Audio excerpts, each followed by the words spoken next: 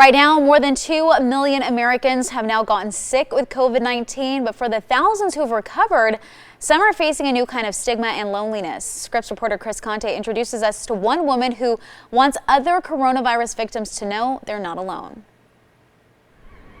It is hard to imagine that surrounded by landscapes like this, any resident of Cohasset, Massachusetts would be struggling as much as Kelsey Hinley right now. I think it's a lot about the fear of the unknown. As a high school French teacher, Kelsey spent the beginning of the year looking forward to a trip abroad to Europe with her students in February.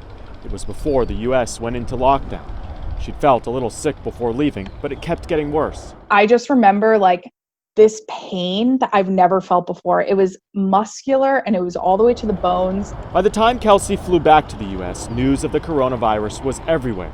Eventually, she was diagnosed with the virus, only the second person in her entire state.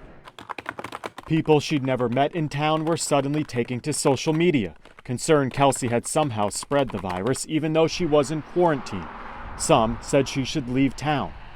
My anxiety level has never been that high in my entire life. I felt so bad. I felt like I had done something to people. Months later, it's that kind of survivor's guilt that Kelsey wants other people to understand. A sense of isolation that she and thousands of other Americans who have had COVID are now experiencing.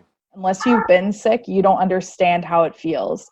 It just feels extremely isolating, I'll tell you that. Hesitant to tell her story at first, this 28-year-old wants other COVID victims to know they aren't alone. But I want people to look at people like me and the others who have recovered and see that we do get better.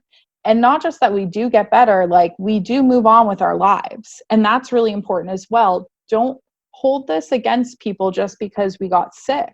As for life now, Kelsey is back to teaching.